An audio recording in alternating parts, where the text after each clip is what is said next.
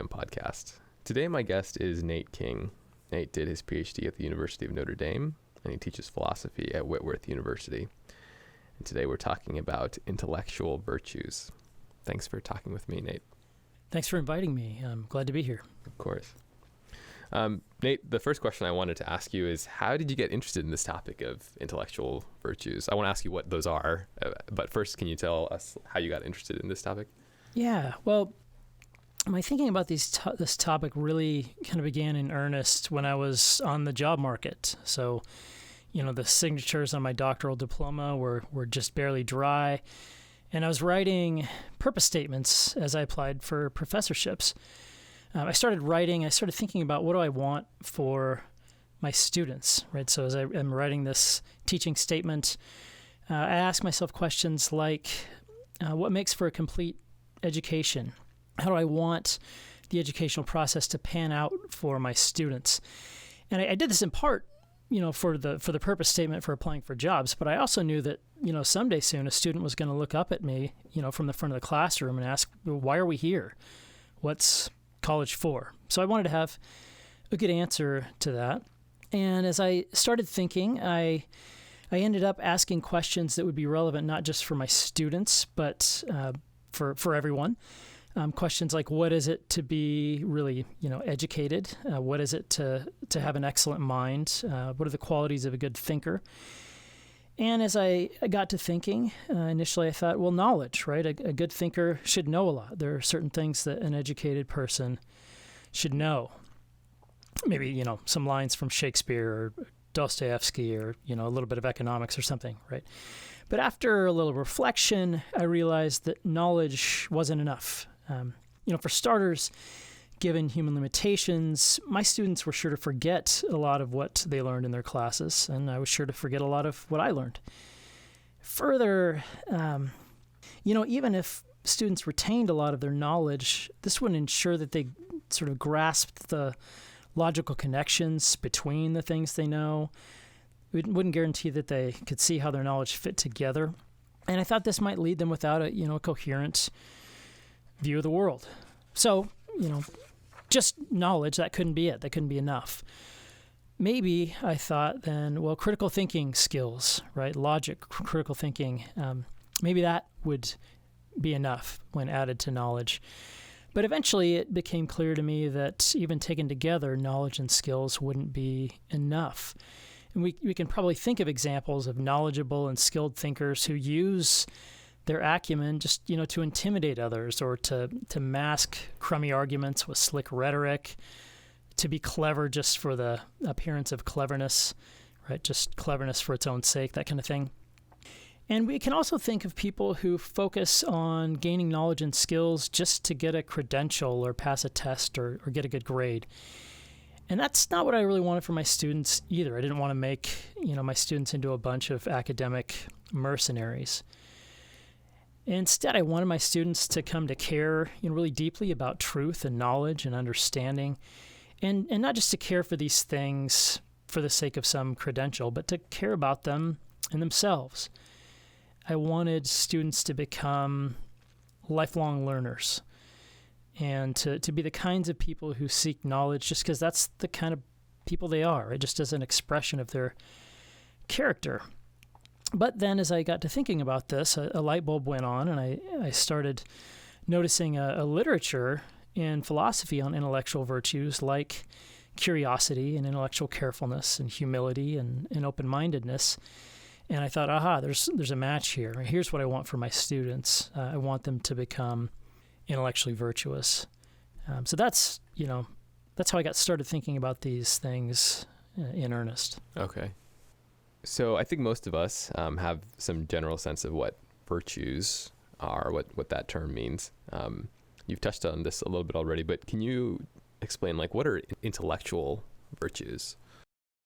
Yeah, well, I think, as you've mentioned, Sheb, most people have a sense of what moral virtues are. And I think probably the most helpful or simplest way into thinking about the intellectual virtues is to just see them as modeled on virtues of moral character. So both kinds of virtues, moral virtues and intellectual virtues, our character traits. That means that they involve not just what we do, right? Not just our behavior, but also how we think and what motivates us. So we might think, for example, of an honest person. Maybe we think of Abe Lincoln or somebody like that, honest Abe. He doesn't just act honestly. He doesn't just tell the truth or refuse to cheat others out of their goods and the like of that.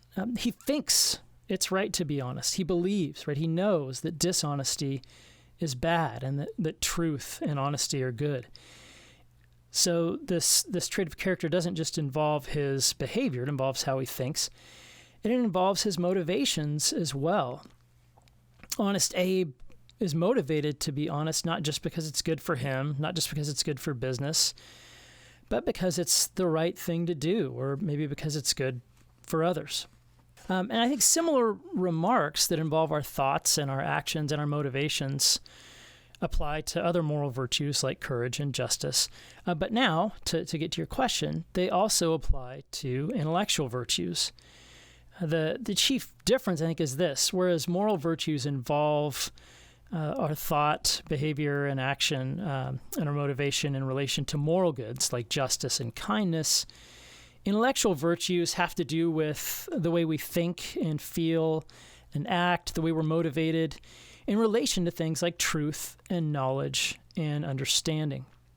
So intellectually virtuous people, they think the right kinds of things about truth and knowledge, and they regularly seek to get knowledge, to keep it, to share it.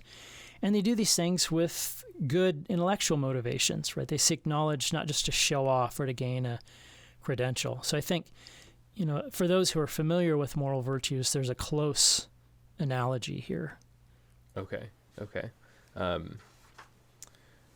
Could you give us a few examples? So you mentioned curiosity before. Could you give us some other examples of intellectual virtues? Yeah, well, one might be intellectual humility. The virtue that enables us to consider our intellectual limitations, our mental limitations, to assess those properly, and then to own them, right? To do something about them, to be willing to admit, for instance, that we're wrong.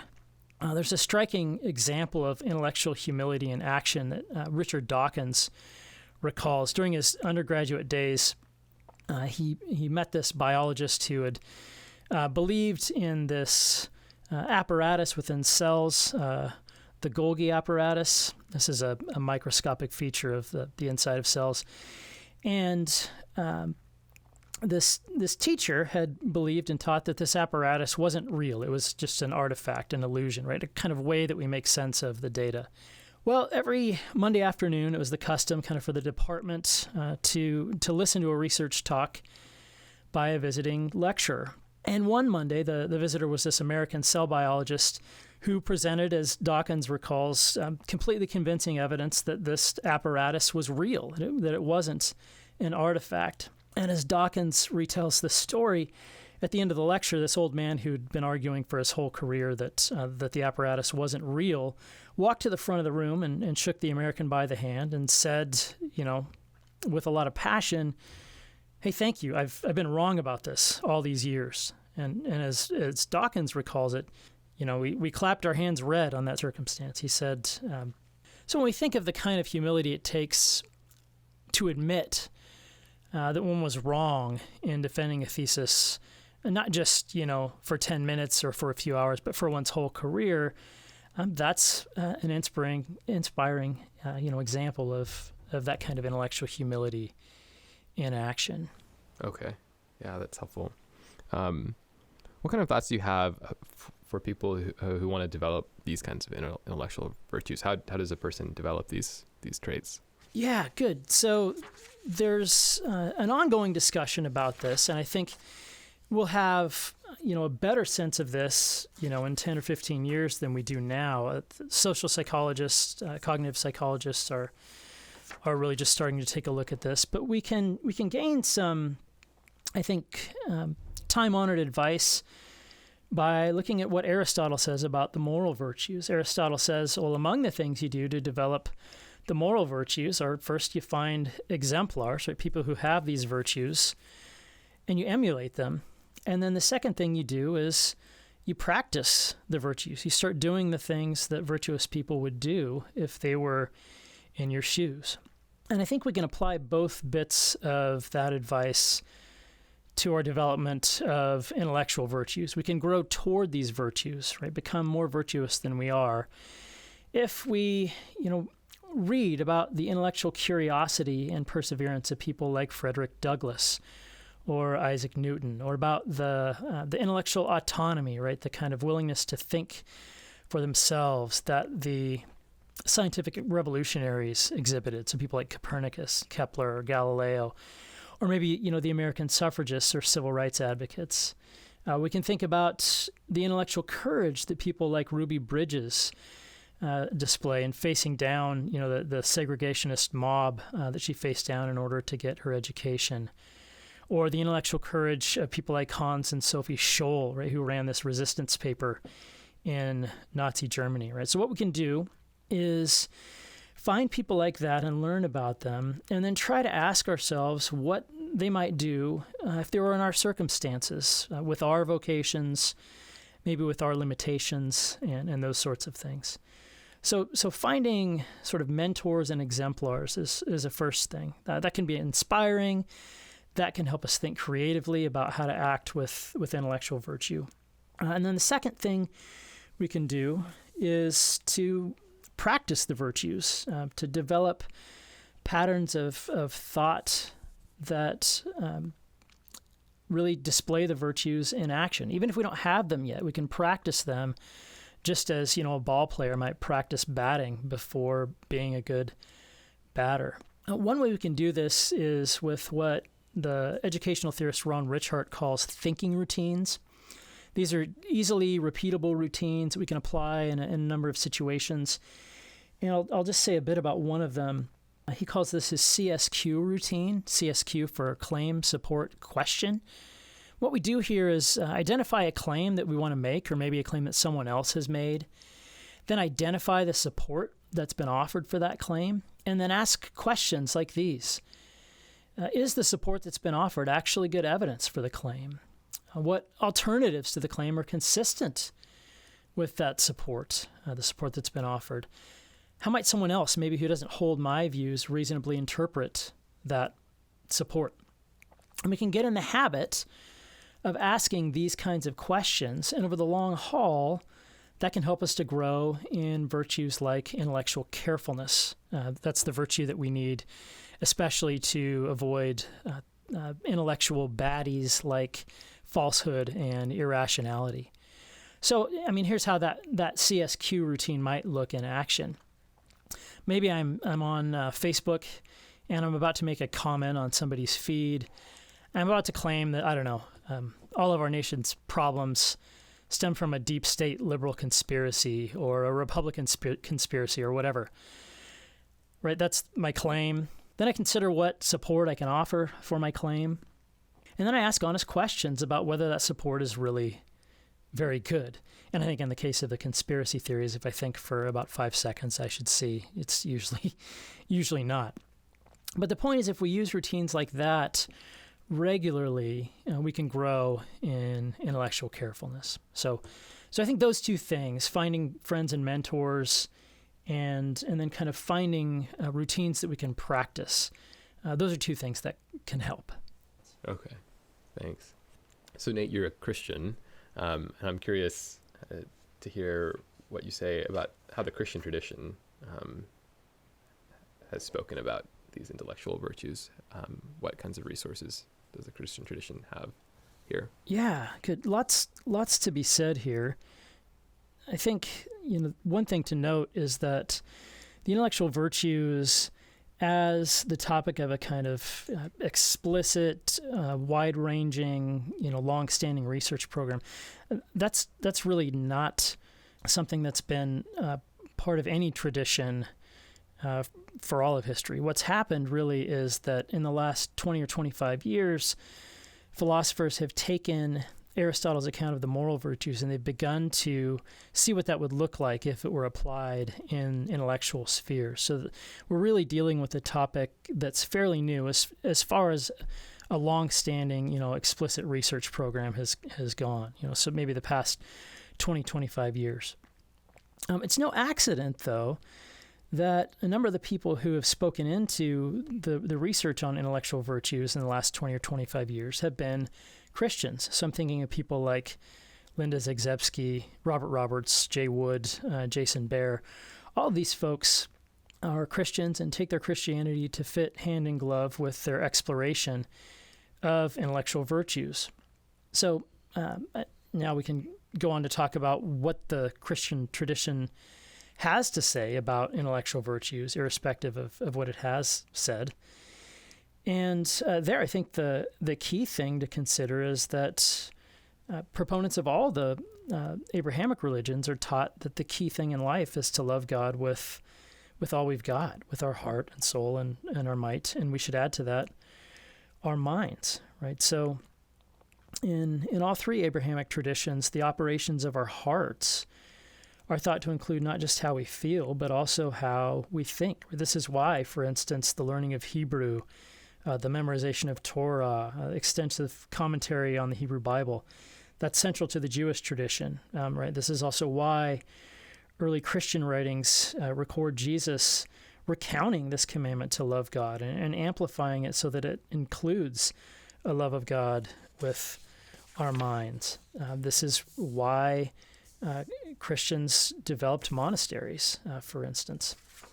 Some kind of more theoretical reasons, and by theoretical I don't mean merely abstract. I think these are intensely practical reasons to put stock in intellectual virtues if you happen to be a Christian is this. Well, if God exists and has given us the minds that we have, surely God wants us to use those minds well. Those minds are precious gifts.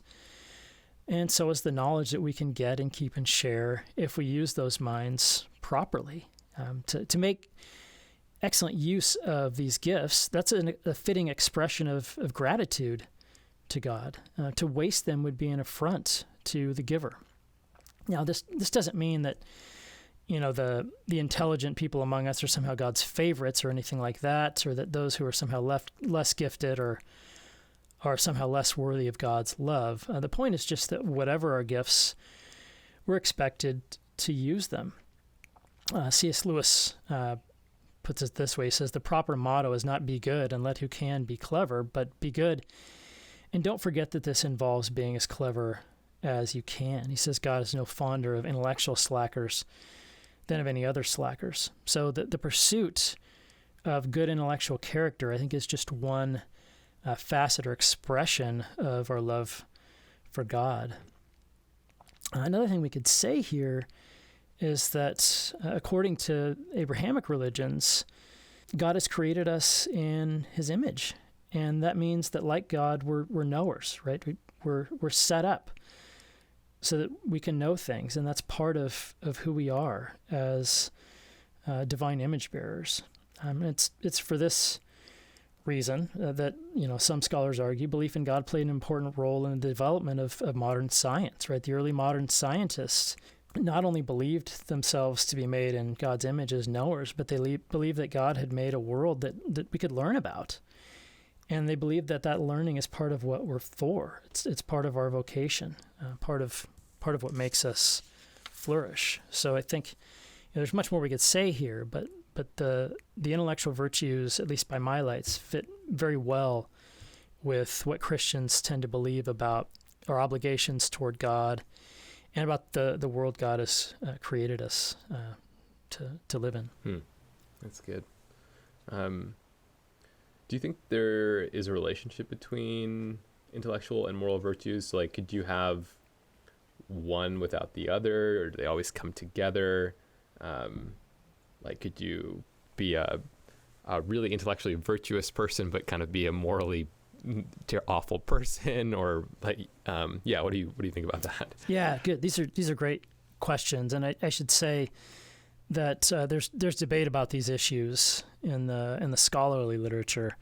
Let me just start kind of at a real practical level. So I think, at least in practice, these virtues and their corresponding vices or failures of virtue are often found together. So failures to think virtuously often accompany and lead to less than virtuous action. So, I mean, just to kind of display my own dirty laundry here, in my case, a lot of the bickering that goes on in my house stems from my failure to be intellectually fair or, or careful or humble. So, I might make unjustified assumptions about what one of my, children is thinking, right? So I end up mistreating them as a result. So I see my daughter's about to ask a question during dinner.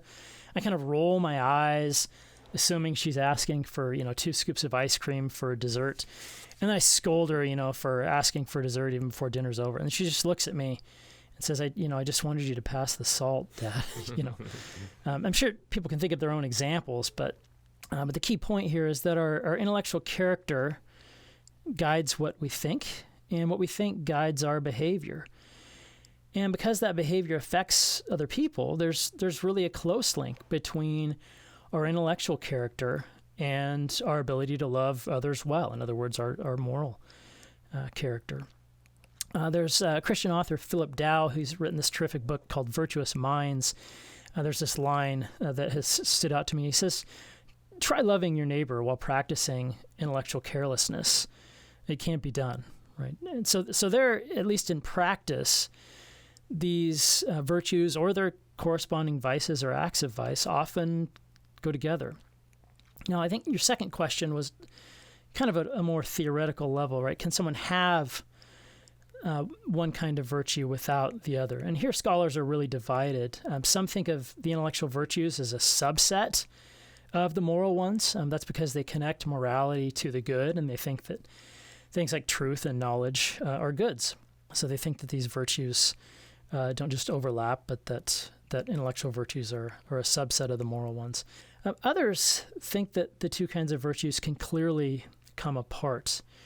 One could be intellectually curious, say, in the virtuous way, in engaging in scientific research, but exhibit the moral vice of sloth, right, which is just resistance to the demands of love by neglecting one's family or friends in the process.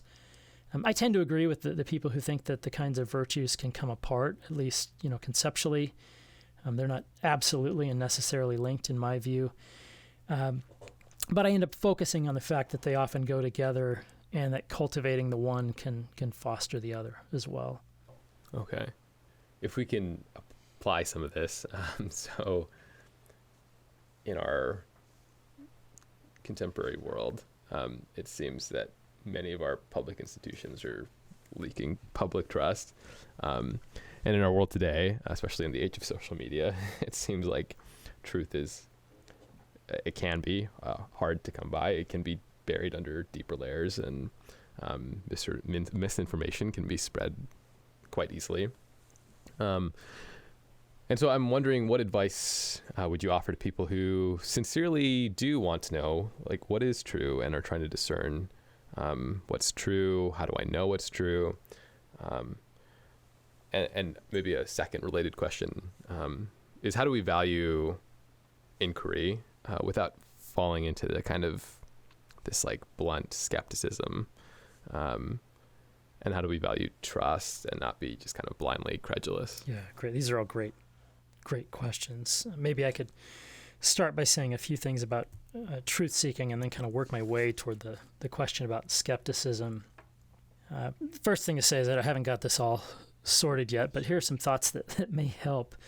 And I think the way you started by phrasing the first question gets at something really crucial. So, Sheb, you have in mind someone who really wants to know the truth, and I think that's a key part of it. So if we don't really want to know the truth, no collection of tips or tricks, or gambits are going to help. We have to really want it. Another thing to say here is we really have to lower our tolerance for lies and spin and careless reporting and commit to news sources that have reliable records. I suggest maybe starting with venues that record mostly facts rather than comment on them or spin them or offer opinions on them in one political direction or another. The Associated Press, I think, is a good one there. But on this point, C.S. Lewis has this essay called After Priggery, What?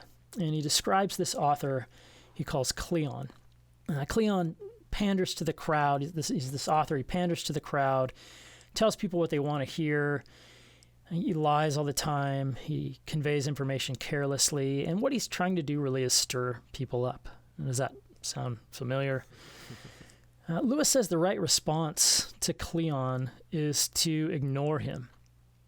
And to ignore him even if we would need to read his work in order to pass as informed in our social circles. The right response is to put Cleon out of business. And I think we can all agree, whatever political views we hold, whatever part of the spectrum we occupy, we can agree that there are a lot of Cleons out there today. And in my view, it's our Christian duty to ignore them. Enough of us doing this for long enough would put them out of business or at least reduce their influence. And so I think that's really important. Beyond this, we might make an effort to acquaint ourselves with the best reporting from both sides of the political aisle, maybe by subscribing to an email service like the Flip Side. This is a service that will carefully sift the best reporting from both the left and the right and provide a kind of digest that'll go straight to our inbox every day. That'll allow us to hear some of the best from both sides. Now that's all on the intake side of things. What about the kind of processing side? Here, I think what we need are better tools for processing information, for exercising virtues like carefulness and open-mindedness, fair-mindedness and humility.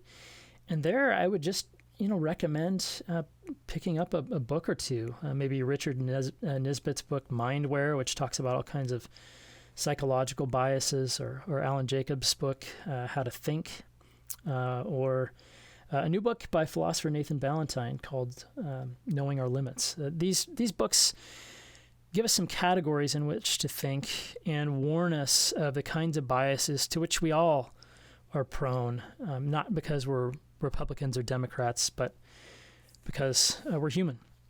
Now, if we've got no time to read those sorts of things, then again, one thing I would suggest is something like Richard's CSQ routine. What's the claim, right? What support has been offered, and then what questions can we ask about it?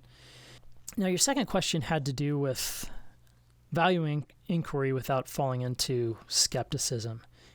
Just a few thoughts here. The first thing is we need to distinguish between a kind of localized skepticism about, certain events related to politics or public policy.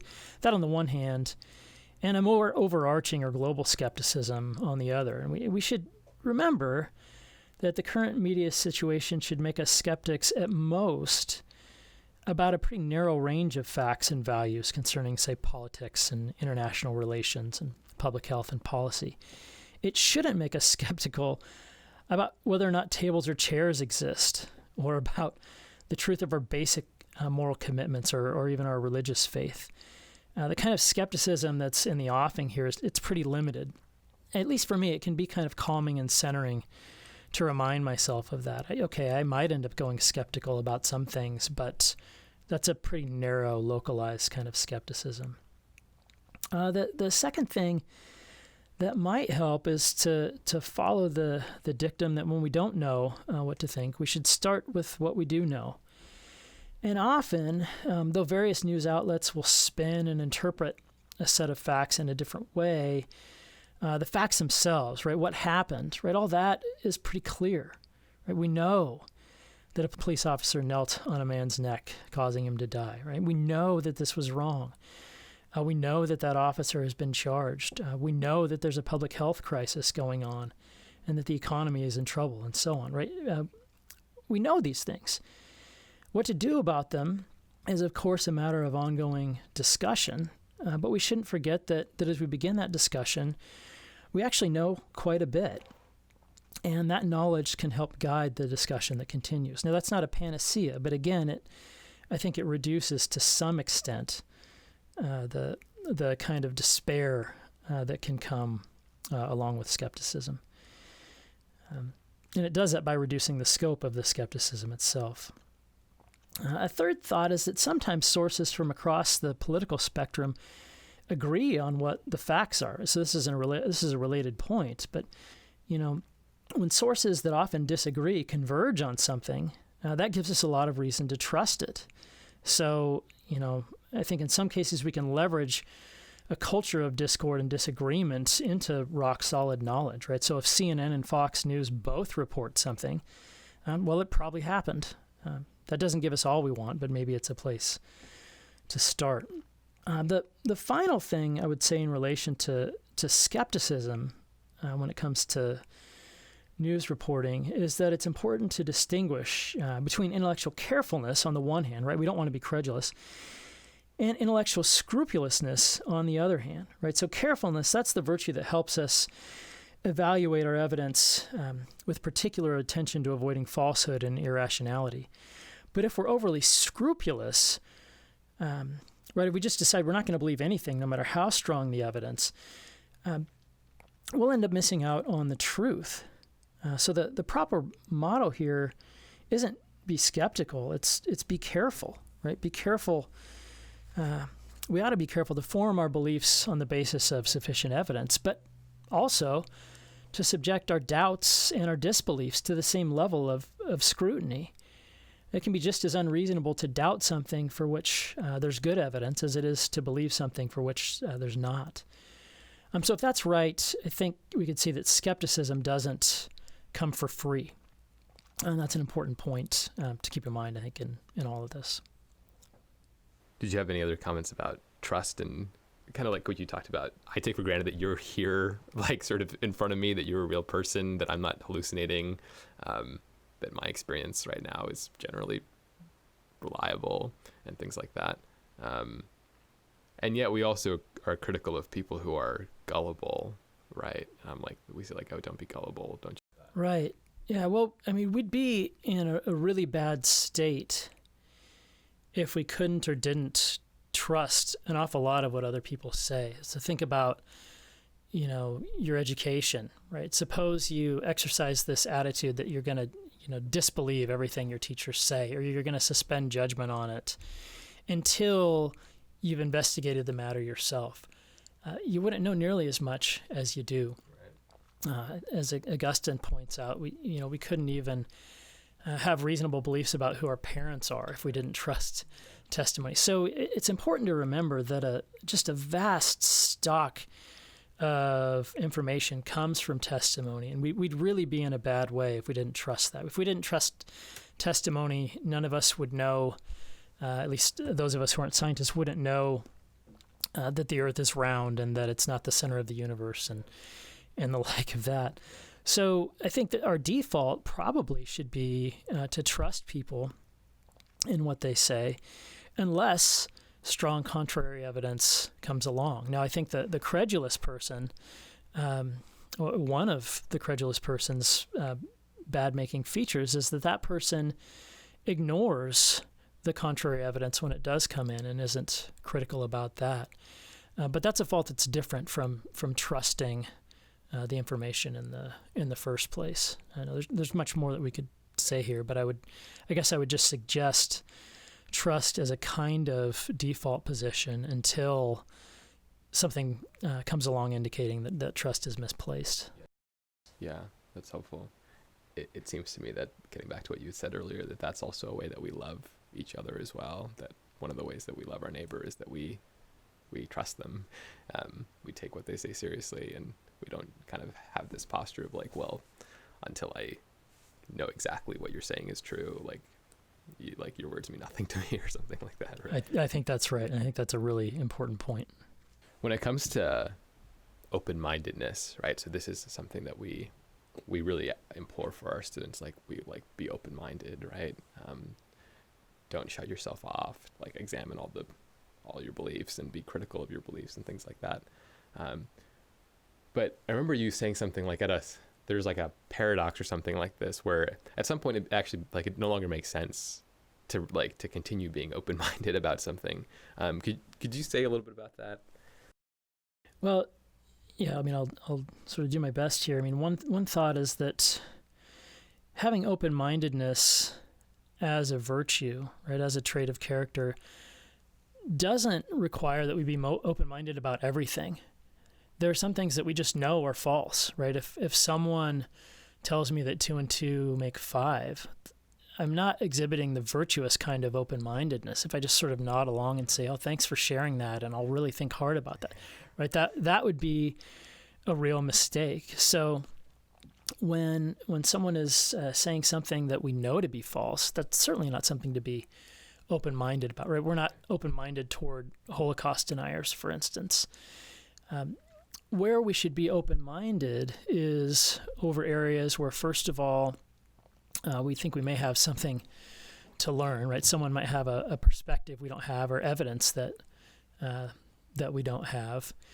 And I think that kind of open-mindedness is a central sort of virtue for anyone who wants to exercise humility. So here's another case where virtues kind of work in teams. If we realize by way of humility that we're limited, right, that we don't know everything, that's a reason to be open-minded. But again, that open-mindedness doesn't apply to things that we know to be false or wrong. Is there anything else, Nate, you wanted to say about intellectual virtues? Or I would just say I'm really excited to share that there's a growing literature on these virtues. And for those who are interested, if you're listening and you're a Christian, I would really recommend that you pick up Philip Dow's book, Virtuous Minds. And if you're an educator of any sort, there's a very helpful ebook. It's a long ebook, a resource for educators by Jason Baer called Cultivating Good Minds. And you can find that online. I think it might be available for free. If not, it's a very reasonable cost. But those resources are available, and they'll lead you to still more resources. So this is a really exciting area.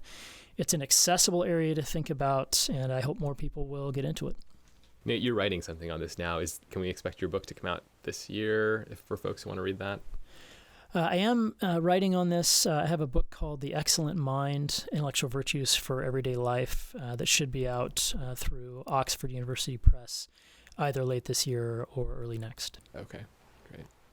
Thanks a lot, Nate, for talking with me. Thanks so much for having me. Yeah.